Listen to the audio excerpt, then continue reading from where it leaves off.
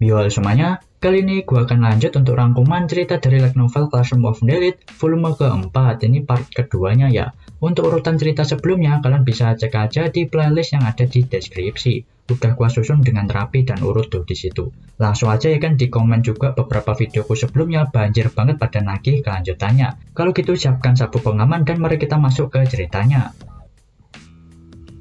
Sebelumnya Nanase dan Einokuchi telah mendirikan tenda. Saat itu latarnya itu lagi hujan. Karena hujan lebat, pihak sekolah itu menunda ujiannya. Sebagai gantinya di hari terakhir ujian, pada hari ke-14 akan dibuat double hadiahnya. Nanase menghampiri masuk ke kemahnya milik Einokuchi. Einokuchi mencium aroma yang wangi dari Nanase.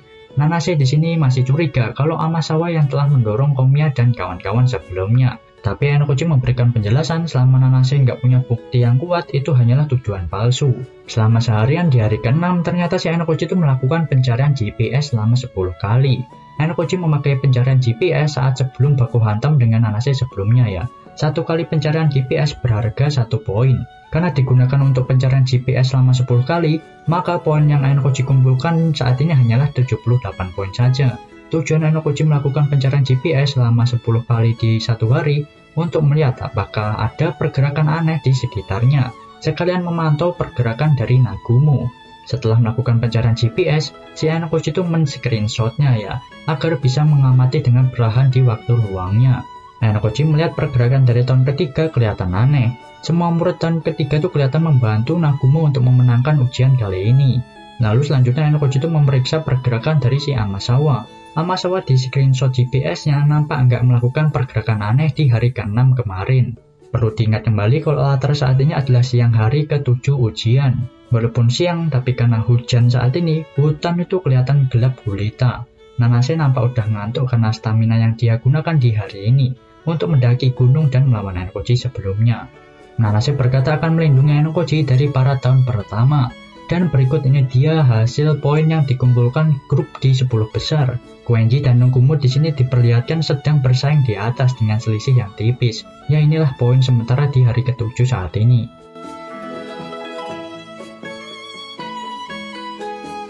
Besok harinya di hari ke-8, Einokuchi dan Nanase dari D3 menuju ke area yang ditunjuk yaitu E3.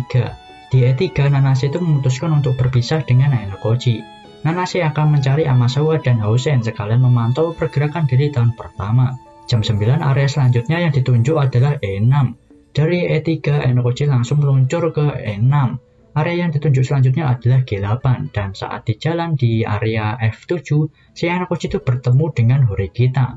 Area tujuan Horikita itu kebetulan ada di sebelah Einokuchi, jadi mereka mengobrol sambil berjalan. Horikita sudah dengar tentang insiden Shinohara dan kerjasama Einokuchi dengan Sakayanagi.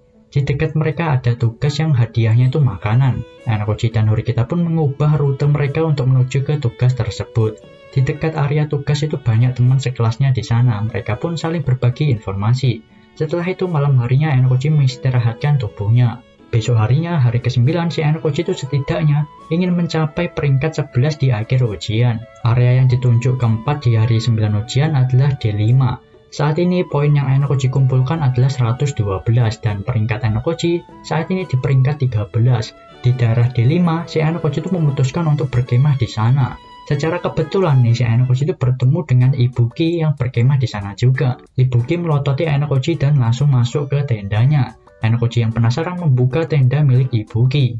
Einokuchi melihat kalau Ibuki itu sedang memakan daging mentah. Nampaknya Ibuki kelihatan juga kurang tidur ya beberapa hari ini selama ujian. Ibuki penasaran dengan poin yang Einokuchi miliki. Ibuki itu menunjukkan poinnya, tapi Einokuchi menghentikannya.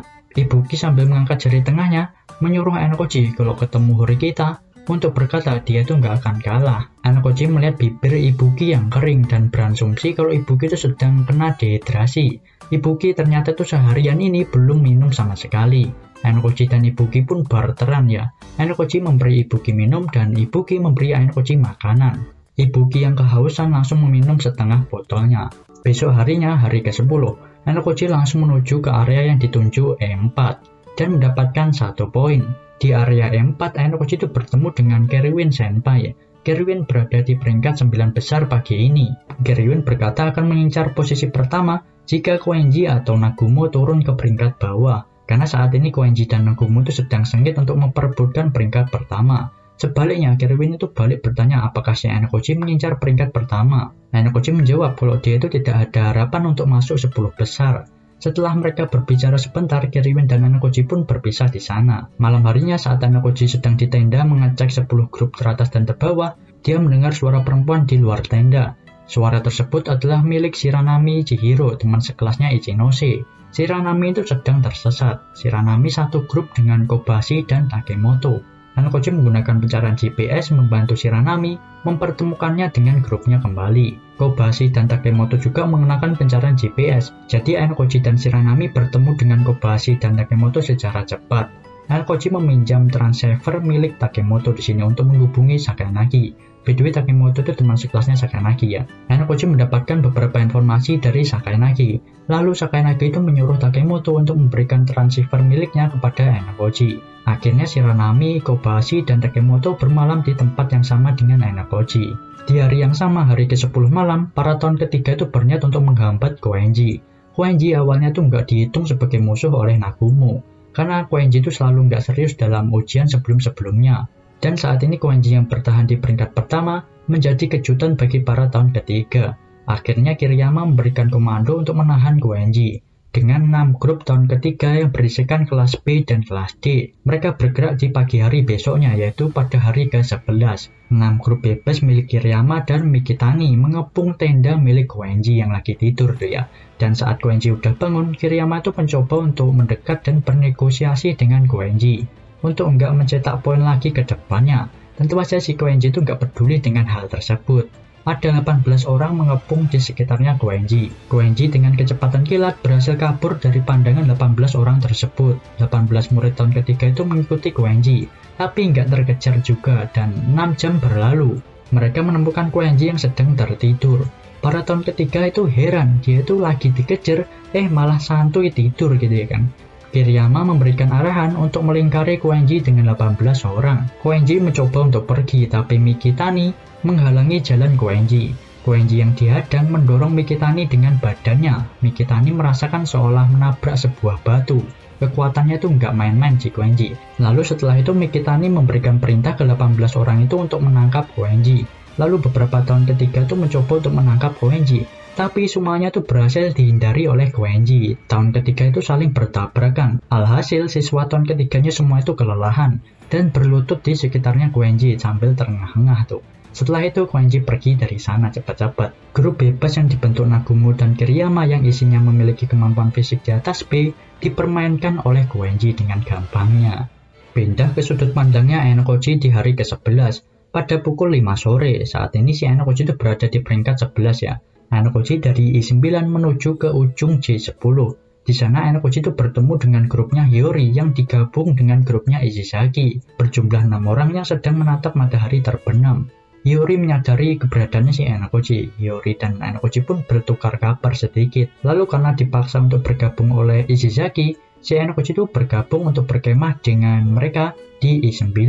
Suasana grup milik Ishizaki itu mirip dengan kelasnya Ichinose. Nampaknya keseruan sedikit mulai berubah. Lalu pada saat Einokoji sudah tidur di tengah malam, Nanase itu menghampiri tendanya Einokoji. Nanase melaporkan kalau tahun pertama akan melakukan penyerangan besar-besaran kepada Einokoji pada besok hari ke-12. Tsubaki dari kelas 1C yang mengambil komando dari rencana ini. Einokoji berkata ke Nanase kalau mulai sekarang Nanase itu nggak perlu laporan kepadanya. Nanase setuju dan bergegas pergi dari sana. Pagi hari ke-12 Einokoji melakukan pencarian GPS. Hosen satu-satunya yang terdekat dengan Einokoji ya. Sedangkan tahun pertama lainnya tuh belum ada pergerakan sama sekali. Einokoji bergerak sementara mendaki gunung dengan grupnya Ishizaki. Ishizaki yang melihat Einokoji dan Hiyori kelihatan akrab, berkata kalau sebaiknya mereka itu berpacaran saja. Nishino langsung meninju perutnya Ishizaki yang nggak bisa membaca suasana. Lalu area selanjutnya pun diumumkan. Area yang ditunjuk selanjutnya milik Einokoji adalah H10. Sedangkan grupnya Ishizaki adalah J9.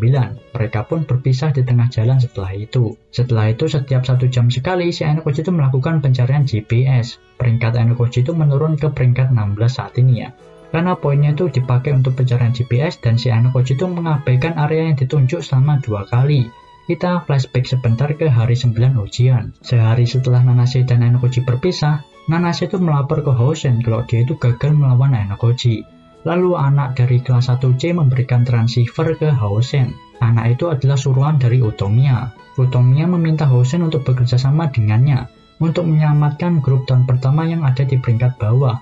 Hoshin tapi menolak ya, dan Hoshin tahu kalau di sebelah Utomiya saat ini ada Tsubaki.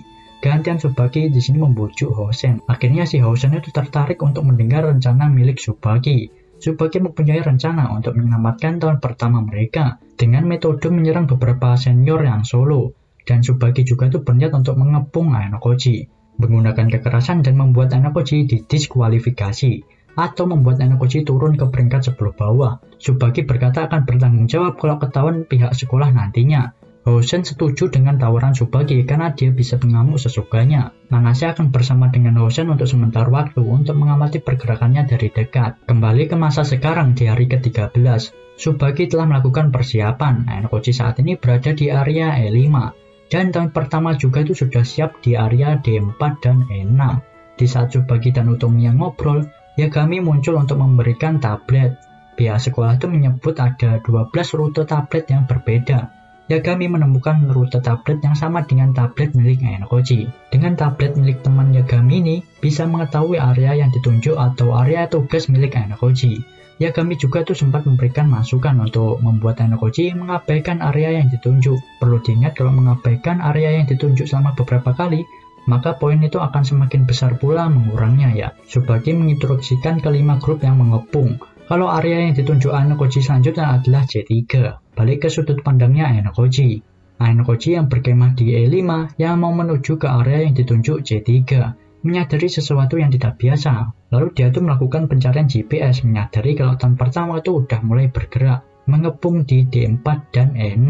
Ainokoji itu mengabaikan area C3 dan memilih kabur ke C6. Dua grup itu terus mengejar Ainokoji, sedangkan 3 grup ada di depan untuk menutup jalan Ainokoji di area C4. Tsubaki melakukan pencarian GPS selama 10 menit sekali ya untuk melihat pergerakan mereka. Ainokoji lari ke B4. Dua grup diarahkan untuk mengejar dan sedangkan 3 grup pindah ke C4 untuk menghadang Ainokoji. Tapi 3 grup yang ada di C4 nggak bergerak sama sekali. Selain itu 2 grup yang mengejar juga itu telah berhenti. Memakai pencarian GPS, Tsubaki itu memeriksa. Ternyata mereka itu dihadang oleh grup tahun kedua. Ainokoji itu berhasil lolos dan lari ke B3 dan menuju ke D4. Siswa tahun kedua yang menghadang itu adalah 5 kelompok yang berisikan dari kelas A sampai kelas D tahun kedua. Tsubaki nggak kepikiran kalau Ainokoji itu memiliki pengaruh yang begitu besar di kelas 2 sampai bisa mengendalikan kelas 2. Berpindah ke sudut pandangnya Sakayanagi tepat pada hari ke-13 pagi. Sakayanagi menatap tablet dan menginstruksikan dengan transceiver. Sakayanagi menjelaskan ke 5 grup tahun kedua kalau dia itu ingin memblokir pergerakan dari tahun pertama. Sakayanagi di malam hari 11 dan 12 lalu mengecek GPS pencarian untuk mengecek pergerakan dari tahun pertama. Sakayanagi telah menganalisis kalau yang menggerakkan tahun pertama ada salah satu dari mereka bertiga, yaitu antara Yagami, Tsubaki, atau Utomiya. Dan flashback lagi ya, tepat di hari 10 ujian, saat Ainokoji membantu Shiranami tersesat, si Ainokoji itu memberitahu tentang Sakayanagi kalau dia itu sedang diincar oleh tahun pertama. Ainokoji juga cerita ke Sakayanagi kalau kepalanya itu dihargai 20 juta koin pribadi. Yang mengadakannya adalah Nagumo dan Sugishiro. Ainokoji menceritakan kondisinya saat ini ke Sakayanagi. Sakayanagi bersedia untuk menahan tahun pertama. Ini adalah bentuk balasan Sakayanagi karena si Ainokoji itu telah membantu grupnya Takemoto. Lalu kita balik lagi ke hari 13, detik di mana grup tahun pertama dihadang oleh grup tahun kedua. Tsubaki di sini sengaja membiarkan 5 grup tersebut ditahan oleh tahun kedua. Karena itu nggak penting, yang penting adalah Ainokoji saat ini sedang sendirian. Tsubaki itu membuat kondisi di mana Hoshin one by one dengan Ainokoji. Yap, Hoshin itu mengejar Ainokoji sendirian. Hoshin mencegat Ainokoji.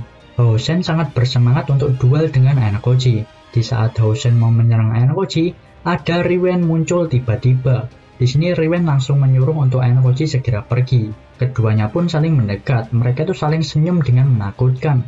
Riwen memberikan pukulan pertama dan pukulan itu berhasil ditangkap oleh Hoshin. Hoshin menarik milik tangan Riwen dan membenturkan dahi miliknya ke dahinya Riwen.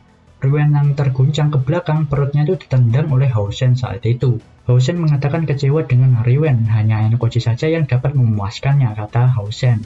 Senyuman Riwen pun mulai menghilang setelah kata Enkoji itu muncul. Riwen penasaran apakah Hoshin kalah dengan Enkoji. Hoshin mulai mendekati Riwen sambil berkata, dia bahkan belum memulai bermain dengan Enkoji. Hoshin dengan tubuh besarnya mendekati Riwen dengan kecepatan yang luar biasa dan menghantam Riwen, membuat Riwen turun di tanah lagi. Saat Riwen mau bangun, Hoshin menendang wajah Riwen. Hoshin sangat bersemangat di sini ya, karena dia itu bisa gelut dengan orang satu SMP-nya yang dikenal kejam, ya si Riwen yang dimaksud si Hoshin. Hoshin mendekat dan menarik Riwen yang jatuh. Hoshin memberikan pukulan ke kanan dan ke kiri. Riwen terhempas ke belakang lagi. Sebelum Riwen jatuh, dia tuh memberikan tendangan tepat ke dagunya milik Hoshin. Hoshin yang kesal terkena satu serangan dari Riwen, menarik poni milik Riwen yang sedang terjatuh. Hoshin menjadikan Riwen sebagai samsak miliknya. Saat pukulan ke-7 Hoshin, suara peringatan darurat milik jamnya si Riwen itu berbunyi. Artinya tubuh Riwen saat ini sudah melewati batas. Jantung milik Riwen itu berdetak tidak normal. Riwen yang sudah babak belur dan lemes masih belum mengaku kalah di sini. Riwen masih bisa berdiri dengan sempoyongan. Hoshin mengakui mental Riwen di sini.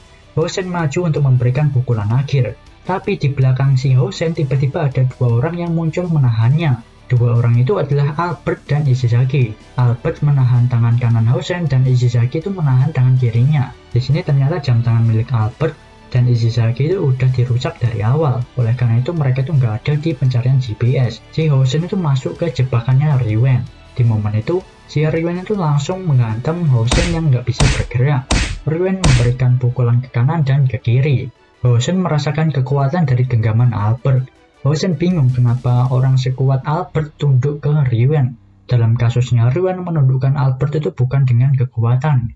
Albert jelas lebih kuat daripada Riwen. Albert mengikuti Riwen karena itu lebih menguntungkan bagi kelas untuk menuju ke atas. Maka dari itu si Albert itu mengikuti Riwen ya. Aslinya mah si Albert itu nggak suka dengan kekerasan orangnya. Riwen pun terus memukul Hoshin berulang kali sampai membuat tangannya Riwen sendiri itu kesakitan ya. Dan pada akhirnya Hoshin pun tumbang di sini. Riwen menyuruh Albert dan Ishizaki untuk menjauh dari sini cepat-cepat sebelum guru datang di sini. Di sini Riwen akan memilih mundur dari ujian karena lukanya itu cukup parah. Dia mempercayakan sisanya kepada Katsuragi. Saat ini grupnya Riwen dan Katsuragi itu ada di 5 besar ya. Riwen menatap langit sambil tertawa mengingat sesuatu dan menduduki Hoshin yang sedang pingsan. Ya, gua rasa cukup sampai di sini dulu ya part kedua dari volume keempatnya. Kalau kelamaan suaraku malah makin gak jelas ya, ini aja udah sekarang aja suaraku udah kayak serak-serak dan hilang-hilang gitu ya suaranya gak jelas. Jadi gua bakal lanjut besok recordnya. Part ketiganya akan jadi akhir dari volume keempat, jadi ditunggu aja ya. Makasih buat kalian yang udah nonton sampai habis. See you next video, bye-bye. した僕の夏休みはやがて記憶回路のゲートでいくつかにちぎれて断続的な絵になったのです